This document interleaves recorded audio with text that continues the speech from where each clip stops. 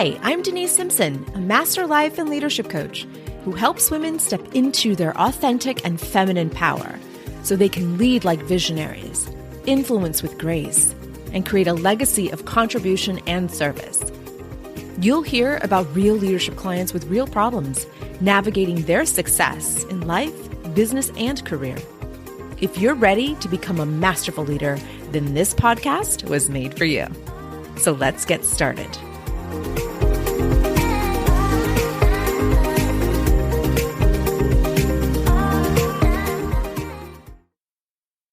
Hey, leader, welcome back. Happy we are chatting it up again this week. And today's episode topic is about faking it till you make it. There are so many of us that get thrusted into leadership, and we are left without any resources, right? We have convinced somebody, we've persuaded somebody, we said we could do it, we took the challenge, we accepted the challenge. We're now leaders. But here's what's interesting. Once we hit an obstacle or there's obstruction in our leadership, we freak out. The brain goes into, holy crap, it's the end of the world. They're going to figure me out. I'm not that person. I'm not the person they thought I was, right? How many of us go through that, right? We have the courage to say, hi, I'm here and I can help, right? We're the first ones to raise our hands. We're the first ones to say, there's got to be a different way. And I think I know that way. And I want to try this. And so we put ourselves out there and we put ourselves on this path to leadership, right? We make it visible. We make it known. We tell our leaders, our supervisors that we are the ones. We are the next ones. And they take us for our word. They hire us or they promote us and we're leaders, right? Like automatically, snap of a finger, you're a leader. Now go get to it. Okay, so now we need to put your money where your mouth is, right? You said a few things. You said I could do this. Trust me.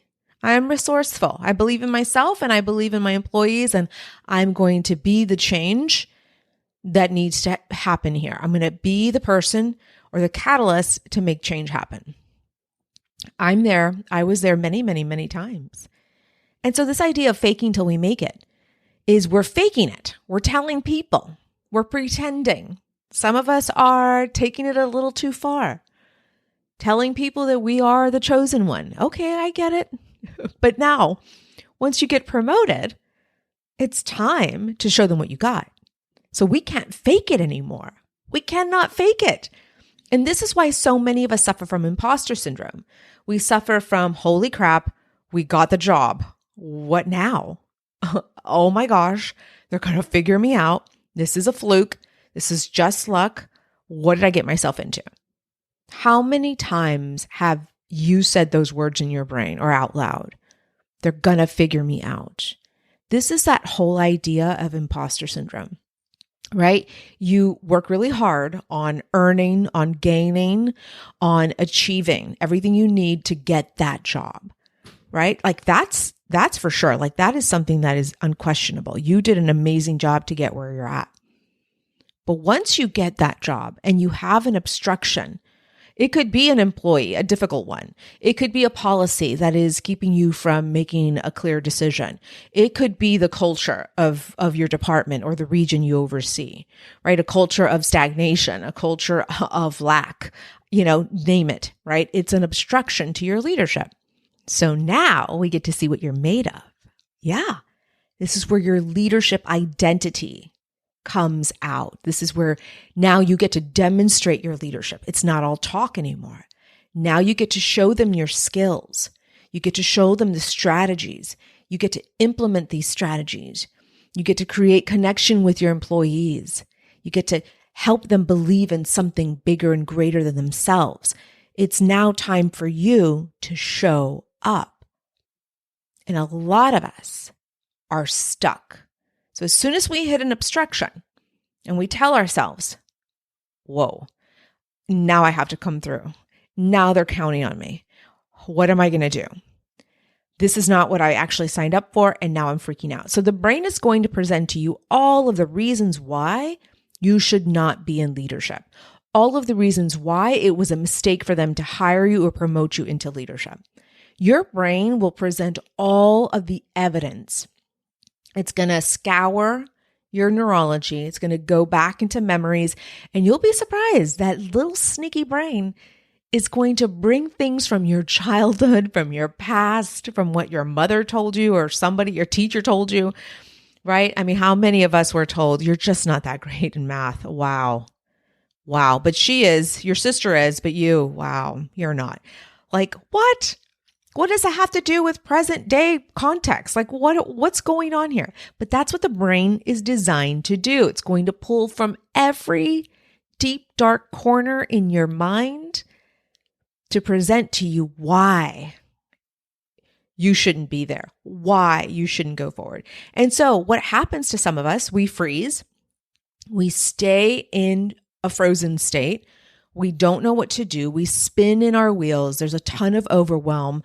We're unclear on the direction, on what to do next, on the action step to take next, right? Some of us we'll fight it out somehow. We'll either, fight it out with our employer. We'll fight it out with an employee. We'll fight it out within ourselves, right? Dukes up. We're ready to fight. Like, whoa, defensiveness. How dare you put me in this position? So who do you think you are? Right? And so we get into this defensive mode, and that's just the nervous system reacting in one of several ways, right?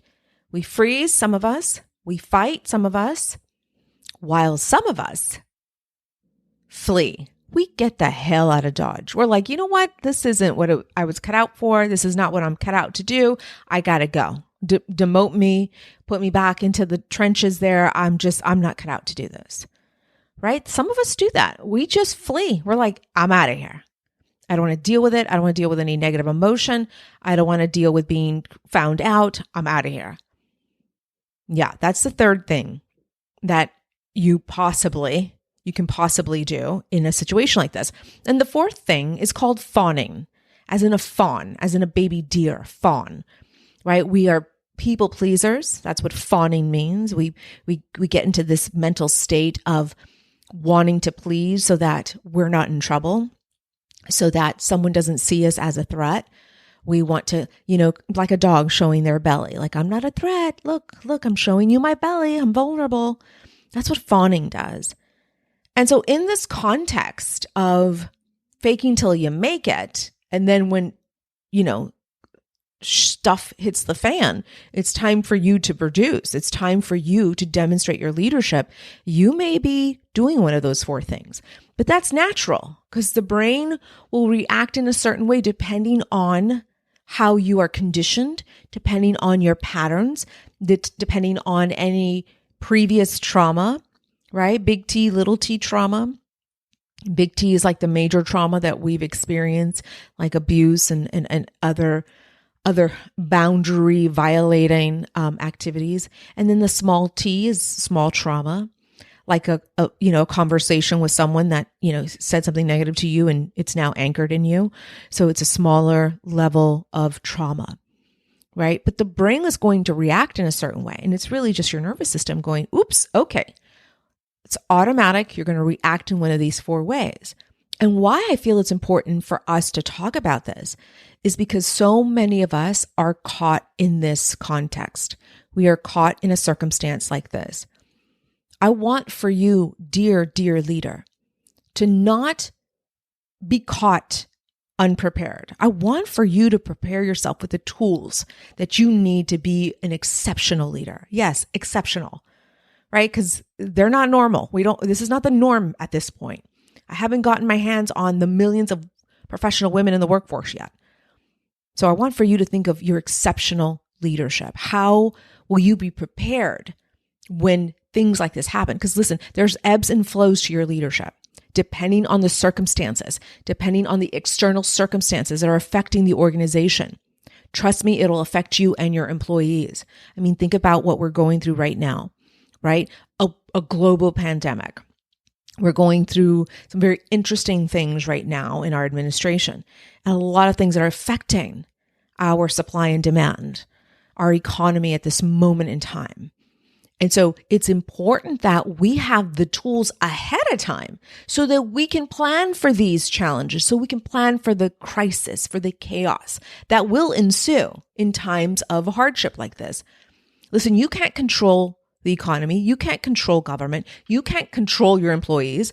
But what you can do is control your mind.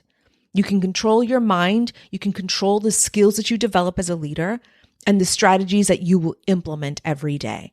You, my friend, can control that much. I promise you that. Nothing else outside of your brain are you able to control. And so this faking it till you make it and winging it on the job is doing you a disservice. It is causing you more stress and anxiety and suffering unnecessarily. So what I want to do is help you see for yourself, it's time to prepare for the next crisis. So whether you're an emerging leader or a seasoned C-suiter, meaning you have a chief executive position in your organization, no matter the level of leadership knowledge that you have, I want for us to come all together right here, right now, and prepare for the next crisis, the next chaos, the next challenge. And I have the tools to help you do that, especially when it comes to the mindset of a leader. Because it doesn't matter the strategies or the skill set that you have. If your mindset, my friend, is not in order, none of that will matter. The skills that you've developed will not matter. The strategies that you have will not matter because your mind runs the show. Your mind will run what skills you utilize in that moment automatically. Your mind will also run what strategies you implement. But when you have the mindset that is clear, you can do all of this automatically. The skills will come automatically. The strategies will come automatically. Right now, they're coming automatically without the mindset work. That's the key takeaway here. The mindset is the precursor to a successful, impactful leadership practice. The mindset. So this whole faking till you make it is not going to cut it anymore, my friend. Your employer expects more. Your employees deserve more.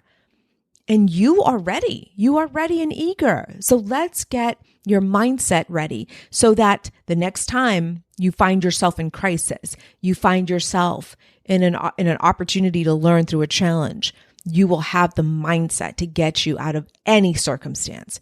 Trust me, skills can be learned, strategies can be learned. The mindset needs to be disciplined. And that's where we start as leaders.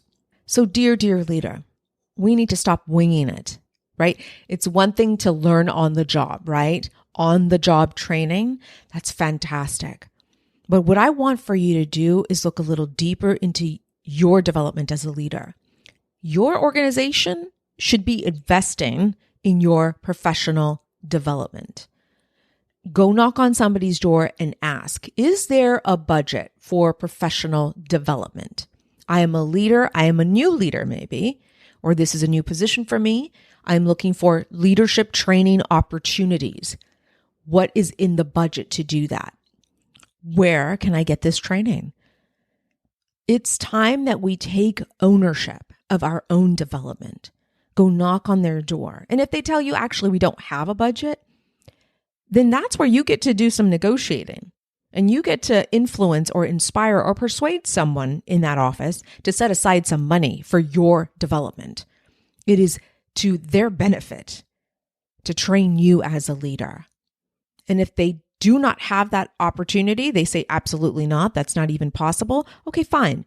And what I want for you to do is turn the tables on yourself. I want for you to take full accountability for your development by investing it yourself, my friend.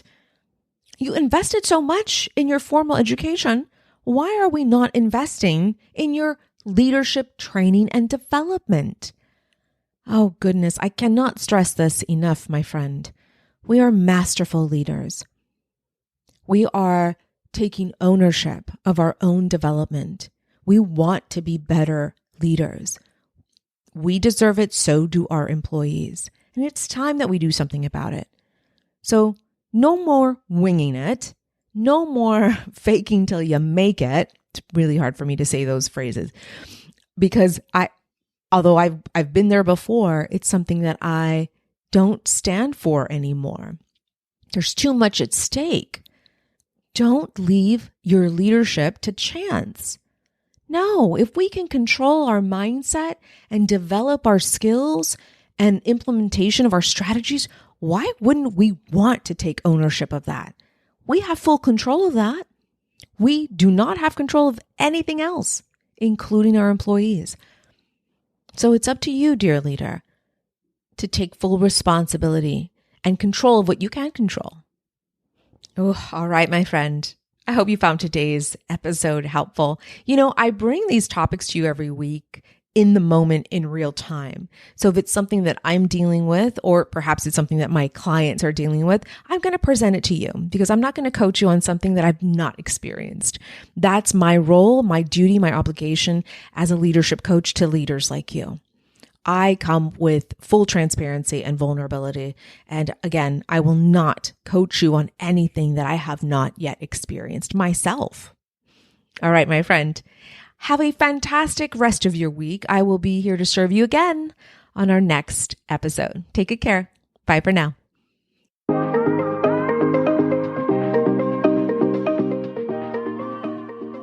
Hey, if you enjoy listening to this podcast, you have to join me inside my exclusive coaching membership for women in leadership, just like you.